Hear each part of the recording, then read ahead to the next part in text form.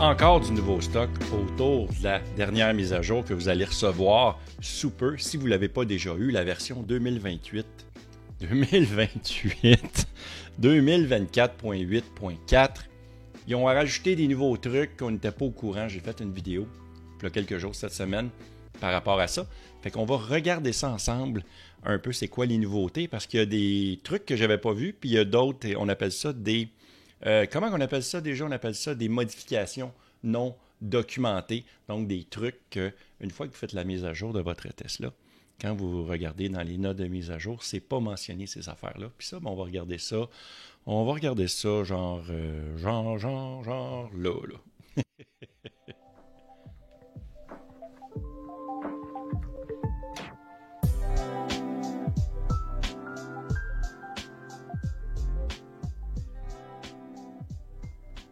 Salut Yann! Est-ce qu'on va encore parler d'affaires électriques aujourd'hui? Oui. Ah, oui. Oui, on va encore parler d'affaires électriques, puis on va regarder ça genre là. On va se diriger directement dans mon petit menu juste ici. Comme on peut voir, c'est la note de version 2024.8.4, voilà. J'avais pas vu ça, moi, la zone de danger sur votre itinéraire.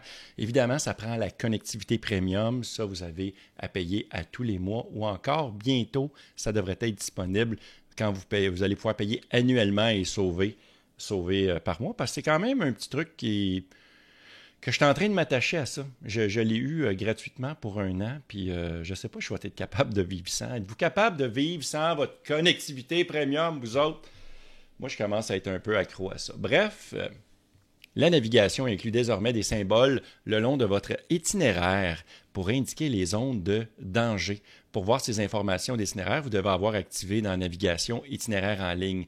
Il mentionne que ça nécessite la connectivité premium. Dans le fond, c'est équivalent à Waze. Waze nous indique, Waze, c'est une autre façon de voir les choses. Là. C'est les utilisateurs qui mettent sur la route les trucs qui arrivent, mais je pense que Tesla, eux autres, utilisent Google Maps, puis Google Maps, tranquillement, sont en train d'implanter les mêmes choses que Waze. Fait que ça va être disponible, ça, avec votre connectivité premium.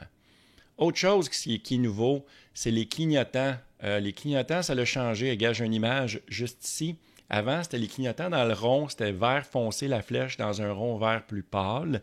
Maintenant, ça va être juste une flèche mais plus grosse. Je trouve que c'est plus clair, vraiment. Ça, j'aime bien ça, cette amélioration. Amélioration-là, pardon.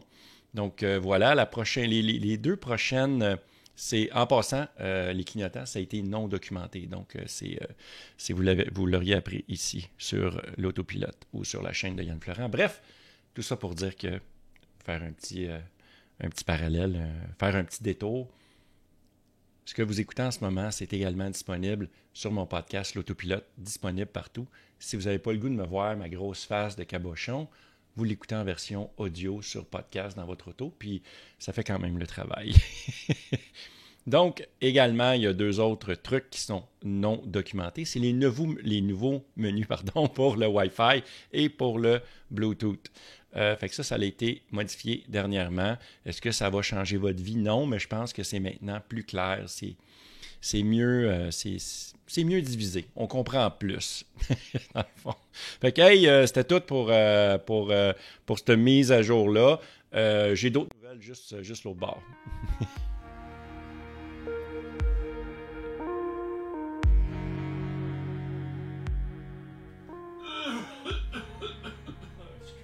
T'es bon pour tousser pendant que je suis en train d'enregistrer, toi, hein? Mais moi, je suis bon pour prendre des gorgées de café. OK, hey, on est rendu où? On est rendu juste ici. Il y a une nouvelle qui vient de sortir. Ça ne concerne pas Tesla, on parle ici du R2. Avez-vous entendu parler de l'arrivée du R2 de Rivian? Dans le fond, ça va être un peu comme leur autre véhicule précédent, même look, mais plus compact. Et également, le véhicule, il va être disponible à meilleur prix. Il parle-tu de la brochette de prix? Oui, le prix va débuter autour de 47 000 $ au lieu du véhicule présentement, le R1, c'est R1S, je pense, l'équivalent, à 60 000 $. 60 000. Qu'est-ce que je raconte? Je raconte n'importe quoi. Bref, le véhicule va être disponible sous la barre des 50 000 ce qui est quand même intéressant.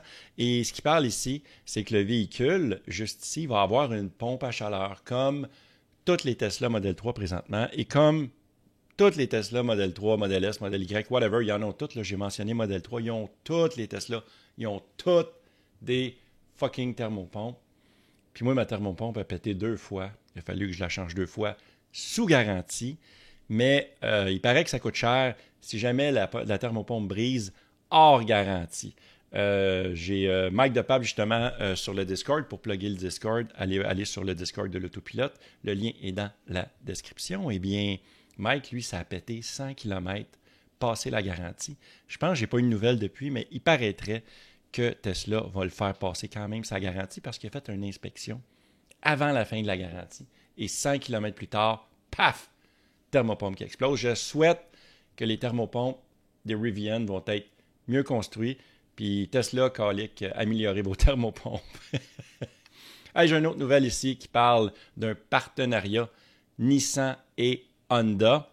Donc, je vais vous lire la nouvelle juste ici. Il y a eu des discussions sur une collaboration entre Nissan et Honda sur le développement des véhicules électriques. Les deux constructeurs automobiles ont confirmé qu'ils travaillent ensemble sur l'électrification et l'intelligence des véhicules via une communauté de presse commune.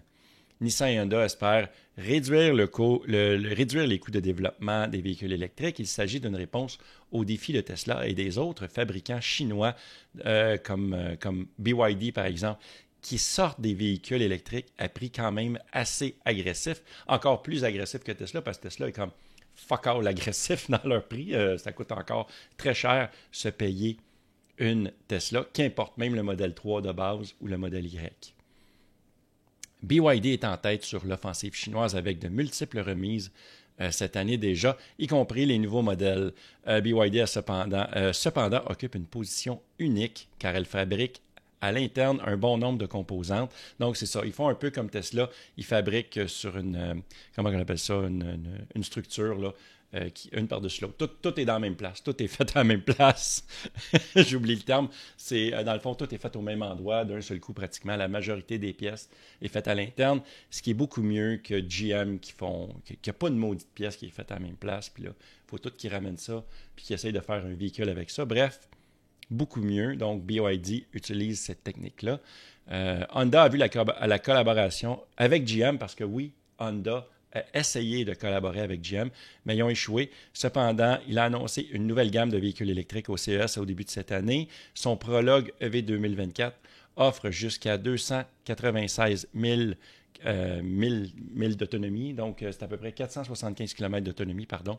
Et le véhicule commence dans la gamme de prix de 48 000 américains. Est-ce que Honda et Nissan vont survivre? Ça, c'est vraiment une question que je me pose parce que, écoute, je leur souhaite parce que Nissan est un des pionniers. C'est un des premiers qui a commencé à mettre des véhicules électriques sur la route. Je parle évidemment de la version 1 de la Leaf, la première version, qui est un véhicule pas très joli, mais qui offrait quand même, c'était quoi à l'époque, peut-être 150, 170 km d'autonomie, ce qui est correct, mais en hiver, là, tu coupes en deux, puis c'est de la merde. Bref, c'est ça. Je leur souhaite du succès, puis qu'ils réussissent à survivre les deux ensemble. Voilà.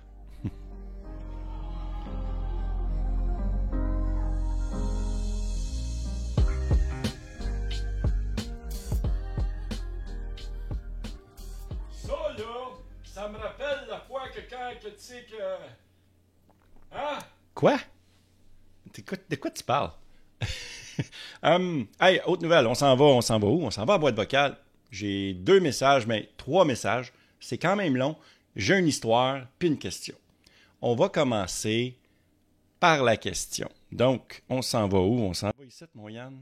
On s'en va ici. Boîte vocale, si vous voulez me laisser un message, vous allez sur le memo.fm/Yann. Super facile. Vous voyez à l'écran, là, il y a un bouton Start Recording. Ça, Start Recording, ça veut dire commencer à enregistrer. Tu pèses là-dessus, automatiquement, tu peux laisser ton message. Tu peux mettre 2 minutes de message. Puis après ça, tu m'envoies ça. Puis moi, ben, on écoute ça durant ce segment-là, là. Donc, on y va avec Fléché Foisy. Et bonjour Yann, mon nom c'est Fléché. J'aimerais savoir, ça marche comment si je veux m'acheter une Tesla? Je marque ton code en bas de l'écran, puis tu reçois une petite ristourne. En tout cas, tu me l'expliqueras. Et puis, les nouvelles modèle 3 2024, est-ce qu'on peut les Oui. recharger à 100%? Parce que c'est pas clair encore. Oui. Merci. Écoute, merci beaucoup. Merci beaucoup pour ton message, Fléché. Donc, question numéro 1. Vous voyez dans le bas d'écran, présentement, c'est marqué mon lien de référencement Tesla.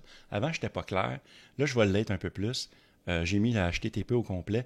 Vous pouvez prendre en note l'adresse qui est là, ou encore plus simple que ça, j'ai mis l'adresse complète, le lien dans la description de la vidéo. Vous cliquez là-dessus. Puis là, ça vous amène où, ça? Mais ça, c'est une bonne question. Ça vous amène sur un site comme ça. Exactement, quelque chose comme ça. Puis c'est marqué commander via le parrainage de Yann. Puis là, ce que ça fait, c'est que vous, avec Tesla, là, durant l'année, ça va changer. Des fois, il offre un rabais monétaire. Des fois, il va vous offrir des trucs gratuits comme en ce moment, ce qu'il offre, c'est 3 mois d'autopilote amélioré pour qu'importe le véhicule que vous achetez. Si vous donnez un Y, un modèle 3, un X, un S, c'est ça que vous avez présentement. Fait que quand vous achetez votre véhicule, avec mon code, vous avez ça gratuitement pour faire l'essai durant 3 mois. Moi, ce que ça va me donner des crédits Tesla. Avec ça, moi, je peux m'acheter des cochonneries ou encore me payer l'autopilote amélioré pour 3 mois également ou d'autres trucs. Puis après ça, une fois que vous allez avoir votre voiture, vous autres ici, vous allez pouvoir utiliser ce code-là puis le donner à votre beau-frère ou même, par exemple, vous tripez tellement sur votre Tesla que votre femme ou votre mari ou votre conjoint veut également acheter une Tesla, vous donnez le code puis ça vous donne un boni comme ça. Fait que c'est aussi simple que ça. L'autre question, c'était est-ce qu'on peut charger les véhicules à 100%? Lesquels on peut, lesquels on ne peut pas? Simplement dit, là, quand vous achetez la Tesla, vous voyez, je suis sur le site de Tesla. Là, j'ai été sur le site de Tesla Canada, juste pour vous montrer l'exemple. Mais avec un modèle 3, vous avez le modèle 3 de base. À chaque fois que c'est propulsion, le roue arrière, le roue motrice arrière, ça va être des batteries LFP. Ça, à partir de là, vous allez le savoir. Les batteries LFP, on peut les charger à 100%, il n'y a pas de problème. Le 0 à 100, il est moins performant que les batteries 2170. Je ne sais pas si c'est encore ces batteries-là qui mettent dedans. On n'est pas encore avec les nouvelles batteries 4680. Bref, vous voyez, le 0,5 est à 6,1. Moi, dans ma modèle 3, j'ai une modèle 2021. La 2021, elle, j'avais des 2170, mais c'est plus léger. Donc, je fais le 0,100 à peu près à 5,6 secondes. Donc, une demi-seconde plus rapide. Je vais vous montrer pour la Y. Même chose. Maintenant, la Y, tu as la Y de base qui est roue motrice arrière. Donc, celle-là, batterie LFP également. Et après ça, la longue autonomie et la performance, c'est les batteries plus régulières de Tesla qu'on doit charger seulement en passant. Je pense que Tesla marque à cette heure 80%. Avant, ils nous laissaient aller à 90%. Maintenant, ils sont un petit peu plus frileux. Donc, c'est 80%. Donc, voilà, j'espère que j'ai bien répondu à ta question. On va retourner juste ici et on va écouter l'autre message. C'est une histoire de Jean-Marie Deschamps. C'est une bonne histoire de 3 minutes, mais en gros, ça a quand même du sens. Là. Il y a des bonnes questions là-dedans. Bonjour Yann. Bonjour. Ici Jean-Marie. Oui, Jean-Marie. De France, en Bretagne plus spécialement. Voilà, je vais te raconter mon histoire. J'ai voulu acquérir une Tesla Model S. Et en parcourant les annonces, j'ai trouvé un professionnel qui en vendait une pour à peu près 28 000 euros. Et ayant donc un peu d'argent de côté, je me suis dit qu'avec l'aide gouvernementale à l'époque, il me restait donc 20 000 euros à trouver. Okay. Je suis donc passé par ce même professionnel pour avoir un crédit. Et donc j'ai fait la demande. Cette demande m'a été refusée. Okay. Pour les 20 000 euros restants. Bizarrement, cette même société de crédit a accepté, pour le même budget de 20 000 euros restant, de me financer une Dacia Sandero, qu'aujourd'hui, donc, j'en suis propriétaire et que je paye tous les mois. Mon coup de gueule, c'était que la société de crédit a refusé de financer un véhicule électrique alors que j'avais l'aide gouvernementale plus 5 000 euros d'apport pour faire 28 000 euros, alors que ils ont accepté de me financer un véhicule thermique pour un prix de 20 000 euros. Oh oui, c'est vrai, il y avait il y avait une suite par rapport à ça. Je m'excuse, je vais aller juste ici. C'est vrai, en deux shots. C'est passé 2 minutes. Tu sais, je l'ai mentionné juste avant, puis lui, ça dure 3 minutes. Oui, la suite de mon message. Oui, la suite. Ici, Jean-Marie Deschamps. Oui. Voilà, donc pour dire que les sociétés de crédit font tout ici en France pour nous faire éviter l'achat de véhicules électriques. C'est malade. Hein? Alors que beaucoup de monde recherche une voiture électrique et le seul problème, c'est que leur prix, il y a des fois, est exorbitant et dépasse les 60 000 euros. Alors quand on en trouve d'occasion, si on a les moyens, on se la paye cash. Et si on n'a pas les moyens et qu'il faut mettre 30 000 euros ou 28 000 comme dans mon cas, eh bien, les sociétés de crédit, eh bien, refusent de financer le reste à charge et préfèrent nous faire basculer vers un véhicule thermique pour le même prix et nous accepter le crédit. Voilà l'absurdité que nous avons en France. Ben, voyons donc, ouais. Sur ce, Yann, oui. Je te remercie pour toute l'aide que tu m'as apportée et un grand bonjour à tous les Canadiens, les Québécois et les Français et les expatriés au Canada. Ah oui. Bon, ben, vive le Québec. Oh, merci. À bientôt. À bientôt. Hey, c'est donc bien malade, ça. C'est malade. Hein? Je sais que tu l'as dit à peu près 7 fois, là, mais oui, c'est malade. Les gars, je voulais juste aller ici, pardon. Je vais aller là. Voilà. Fait que là, ça, c'est le véhicule, d'après ce que je comprends, une Dacia Sandero, je pense que c'est ça. C'est un véhicule thermique. Donc, si je comprends bien, t'as pas de problème à te faire financer un véhicule thermique, puis c'est compliqué de se faire financer un véhicule électrique, soit même un véhicule usagé. C'est vraiment particulier. Je ne sais pas c'est quoi les options que vous avez en France. Est-ce que c'est plus limité peut-être? Est-ce que sont plus pas les investisseurs, mais ceux qui veulent, les prêteurs d'argent sont plus frileux quand c'est le temps de prêter pour un véhicule électrique usagé?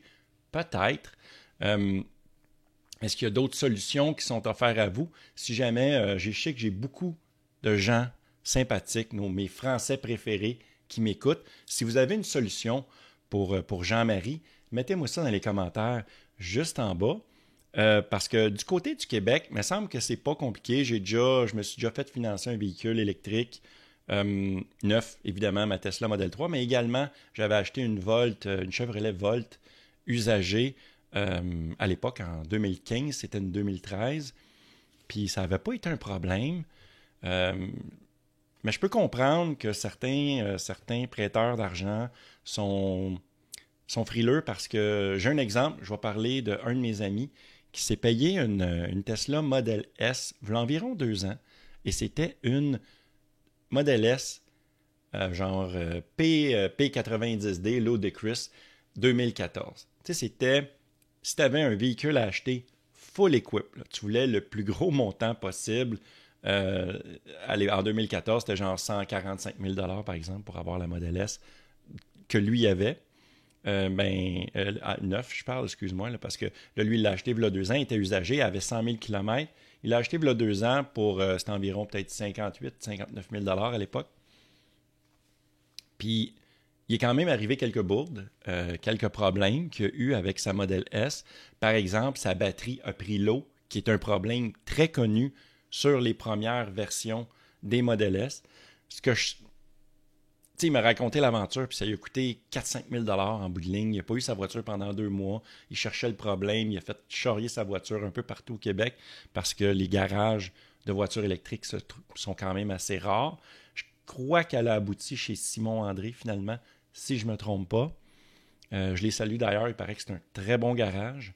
Fait que, elle a abouti là, puis eux autres, ils ont réglé le problème. Mais ça a quand même coûté 5 000 hors garantie, parce que le véhicule avait plus de 8 ans. Et la garantie de batterie et toute l'électronique, moteur, tout ça, c'est 8 ans. Je pense que c'est 8 ans illimité pour les Model S de ces années-là, mais maintenant, c'est 8 ans, 160 000 km.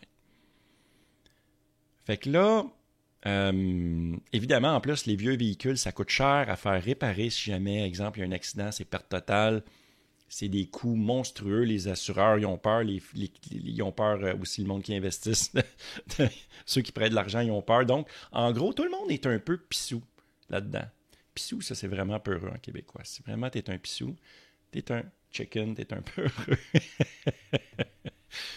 Fait que, tout ça pour dire que ça me surprend pas parce que là, on dirait que tout le monde commence à allumer que si jamais il y a certaines compagnies où les premières générations de véhicules électriques peuvent coûter cher à réparer, puis ça ne vaut pas peut-être que ça vaut. J'espère que tout le monde va s'aligner pour corriger le tir par rapport à ça. Fait que voilà, j'avais-tu d'autres choses? Ah oui, ça c'est dans mon prochain segment. Fait que voilà, j'espère qu'il y a quelqu'un qui peut t'aider là-dedans. S'il vous plaît, mettez un commentaire par rapport à ça dans le bas de la vidéo. Voilà.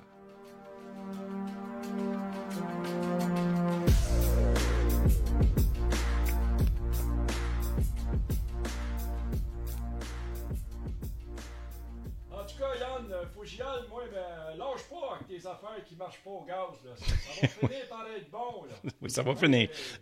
Bye. Bye, Roger. Roger, il s'en va tout le temps avant la fin de la vidéo. Donc voilà, là, c'est le dernier segment. C'est une nouvelle affaire que je vais essayer. C'est des anecdotes personnelles.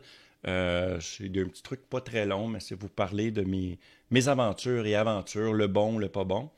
J'ai fait une vidéo, il y a peut-être un mois. Ma voiture a eu un accident. Je me suis fait rentrer dedans par un 50 pieds, un semi-remorque solide. Si vous n'avez pas vu la vidéo, j'ai mis des vidéos de mes 4 caméras en même temps. Allez voir ça. Je me souviens pas dans quelle des vidéos. Bref, allez voir ça. Puis, là, ça fait 5 mois. Puis j'ai finalement envoyé mon véhicule au garage. Là, mon véhicule est en réparation. Puis là, ils m'ont prêté un Nissan Murano. Là, Nissan Murano, ça a l'air de quoi, ça? Ça a l'air de ça ici. C'est un 2022-2023, full equip, tout équipé, 4x4 Platinum, la grosse patente. Qu'est-ce que j'en pense? Parce que là, je conduis une Chevrolet Volt depuis de 2015 à 2021 et de 2021 à 2024 jusqu'à aujourd'hui, j'ai une Model 3. J'ai pas mis souvent de l'essence dans mes véhicules dans les 8 dernières années, pour vous dire bien honnêtement. Et aujourd'hui, j'ai été faire le plein. Le véhicule était sous la barre du quart, donc même pas 1/8, était supérieur à 1/8.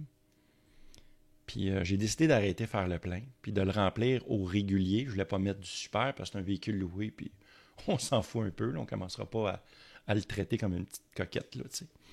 Fait que je commence à faire igloo. Je te remplis ça, moi. Je te remplis la tank à gaz. Bien comme il faut, jusqu'au bouchon. Vraiment jusqu'au bouchon. Ça m'a coûté 100$ et 10 sous. Ça n'a pas de fucking bon sens. Ça n'a pas de bon sens. Ça n'a pas de bon sens. Par contre, qu'est-ce qu'il y a de bien de ce véhicule-là? C'est sûr que par rapport à ma Model 3, il est plus confortable. Il porte mieux. C'est un gros véhicule. C'est un gros VUS, quand même assez luxueux. Les bancs sont confortables. Il porte bien sur la route. Il y en a qui n'aiment pas ça. Ça porte un peu, on appelle ça de la conduite un peu comme un bateau. Tu sais, tu conduis, là, puis là, tu pognes des bosses, là, puis c'est un peu comme... Tu sais, c'est relax, tu sais. Tandis que le Model 3, tu pognes une bosse, c'est c'est plus sportif. Fait que ça, j'aime ça. Ce que j'aime pas, c'est que c'est quand même un gros moteur. J'ai même pas checké c'était quoi le moteur. Je sais pas si c'est un gros 4 ou un petit 6 cylindres, mais ça fait du bruit que le tabarouette, puis ça avance pas. calique que ça répond pas. Sérieux, là, je l'ai tapé une couple de fois, là. J'ai mis la pédale au plancher, puis ça avance pas. C'est vraiment une technologie du passé. Malgré tout le luxe, là, j'ai le toit ouvrant, j'ai les détecteurs d'angle mort, le cruise control, il me le dit si je me fouille dans le nez, puis tout le kit, là, il me dit tout. Mais sérieux, ça fait un job. En plus, ben, je ne veux pas chialer parce qu'il est trop gros, il est plus dur à stationner, là. Mais ça compte pas, ça reste une question d'habitude. Mais à part le confort, il y a fuck all qui m'intéresse sur ce véhicule-là. Ouais. Fait que c'était un peu ça, ma patente, aujourd'hui. C'était un peu ça. Fait que, voilà, j'espère que vous allez aimer mes anecdotes. Si vous aimez ça, mettez-moi-les dans les commentaires. Dites-le moi. Je vais essayer d'en mettre plus. Puis l'autre affaire, venez sur mon Discord. Le lien est dans la description. L'autre affaire, vous voulez des vidéos uniques? Tout de suite après la vidéo que je suis en train de filmer là, je vais filmer une vidéo juste pour mes Patreons puis mes membres YouTube. Ça va être quoi le sujet? Les haters.